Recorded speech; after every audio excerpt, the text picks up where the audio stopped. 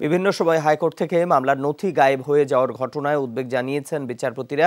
বিচার ব্যবস্থার জন্য বিষয়টি ভয়াবহ বলে মন্তব্য করেছে হাইকোর্টের একটি বেঞ্চ। বৃহস্পতিবার বিএনপি নেতা ইঞ্জিনিয়ার মঞ্জুরুল আহসান মুন্সির এক মামলার শুনানিতে এ মন্তব্য করেন আদালত।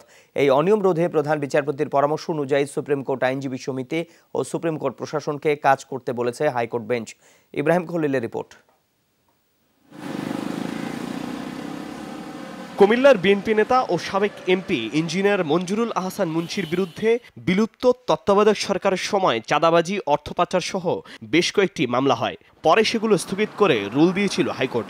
বৃহস্পতিবার রুলের চূড়ান্ত শুনানিতে প্রসঙ্গক্রমে উঠে আসে হাইকোর্ট থেকে বিভিন্ন সময়ে মামলার নথি গায়েবের বিষয়টি।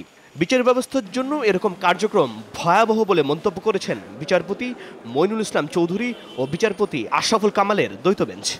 অনেক সময় ঠিক টাইমে নথি আসে না, অনেক সময় অনেক নথি পাওয়াই যাচ্ছে না। এই ব্যাপারে আদালত তীব্র অসন্তোষ প্রকাশ করলেন এবং কিভাবে কেন নথি গায়েব হয়, নথি দীর্ঘদিন পাওয়া যায় না কেন, এই জিনিসগুলো আদালত আসলে খুব গুরুত্ব সহকারে আপনার আলোচনা করেছেন।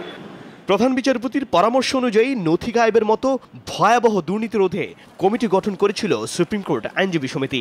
কমিটির প্রতিবেদন ও পরামর্শ মতো আইনজীবী সমিতি কাজ করে যাচ্ছে।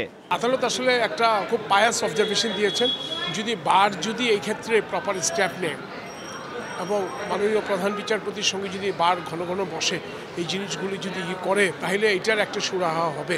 অনেক সময় নথি আদালতে পাওয়া যায় না, কিন্তু দেখা যায় যে যদি কিছু টাকা পয়সা খরচ করা হয় তাহলে পরে আবার নথি বেরিয়ে যায়। সুতরাং এইটা রোধ হওয়া দরকার। আমরা সেই মর্মে একটা কমিটিও করে দিয়েছি এবং কমিটি একটা রিপোর্ট ইতিমধ্যেই সাবমিট করেছে এবং সেই রিপোর্টের মধ্যে এই জিনিসগুলো আছে এবং আমাদের সেই রিপোর্ট মোতাবেক যদি ব্যবস্থা গ্রহণ করে তাহলে পরে আমার মনে হয় এর থেকে কিছুটা লাঘব হতে পারে। এ ব্যাপারে সুপ্রিম কোর্ট প্রশাসনের সহযোগিতা বেশি প্রয়োজন বলে মনে করেন সুপ্রিম কোর্ট বার সভাপতি। হাইকোর্টের বিভিন্ন সেকশন থেকে আইনজীবীরা যেন খুব সহজে কোনো প্রকার বিড়ম্বনা ছাড়াই মামলার নথি সংগ্রহ করতে পারেন, সেজন্য সুপ্রিম কোর্ট বার এবং সুপ্রিম কোর্ট প্রশাসনকে সমন্বিতভাবে কাজ করার কথা বলেন হাইকোর্ট। ইব্রাহিম খলিল, যমুনা নিউজ, ঢাকা।